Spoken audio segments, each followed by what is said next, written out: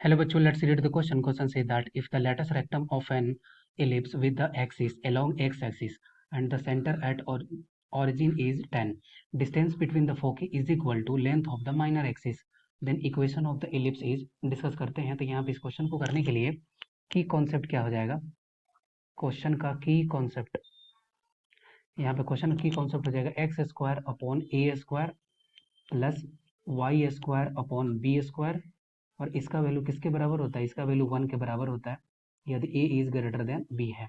और रिलेशन की बात करें तो बी स्क्वायर का वैल्यू किसके बराबर होता है, B square is equal to A square 1 minus E square.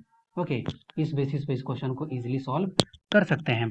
अब यहाँ पे जो रिलेशन दिया है उसको देखते हैं। बोल रहा है कि लेटस रेक्टम जो है उसका सेंटर से कितना डिस्टेंस है, वो दिया हुआ है 10। इसका मतलब एल इज इक्वल टू क्या है 10, और हमें पता है कि लेटस रेक्टम का डिस्टेंस कैसे निकाल सकते हैं, ये होता है 2b स्क्वायर अपॉन ए। ये वैल्यू आ गया, इसको मान लेते हैं इक्वेशन 1। सेकंड इक्वेशन क्या दिया है कि distance between the foci is equal to length of the minor axis. मतलब कैसे, इस तरह से दिया हुआ है कि अगर एलिप्स है, अगर जस्ट कंसिडर करें कि एलिप्स हो गया तो ये लेंथ बिटवीन द टू फोकी जिसका कोऑर्डिनेट ए कॉमा जीरो है और इसका होता है माइनस ए कॉमा जीरो, तो इसके बीच का डिस्टेंस कितना हो गया, ये हो गया 2AE, और ये जो होगा वो किसके बराबर है, length of minor axis. Minor axis मतलब क्या है, ये है 2B, तो यहाँ से 2 से 2 कैंसिल हो गया, तो यहाँ से ए इज इक्वल टू क्या आ गया, ए इज इक्वल टू आ गया बी। अब इस वैल्यू को यहाँ पे अगर हम लोग पुट करें तो हम लोगों को बताना क्या है, हम लोगों को बताना है equation of the ellipse. That means हम लोगों को ए का वैल्यू चाहिए और बी का वैल्यू चाहिए। तो वैल्यू को हम लोग पुट कर देंगे तो b square is equal to क्या हो गया, ए स्क्वायर ई स्क्वायर।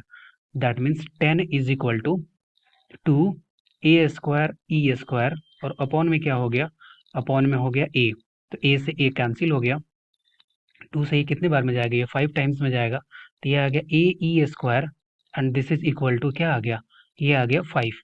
एक ये रिलेशन हो गया।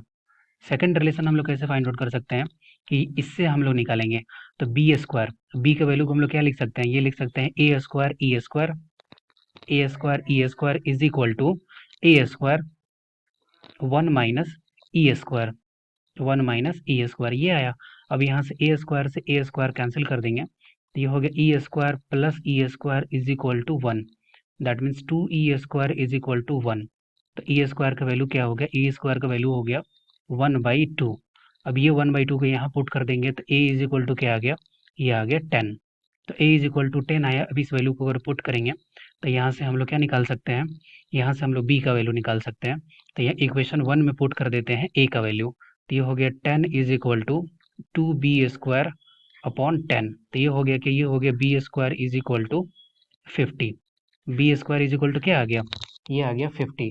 अब हम लोग क्या करेंगे, इसको वैल्यू को हम लोग नॉर्मली पुट कर देंगे इस इक्वेशन ऑफ द एलिप्स में। तो ये होता है x square upon a square, और ए का वैल्यू क्या है 10 है, तो स्क्वायर में जाएगा तो कितना हो जाएगा, ये हो जाएगा 100 plus Y square upon B square that means क्या है, ये तो 50 है, and this is equal to 1। ये हो गया equation of ellipse, equation of ellipse.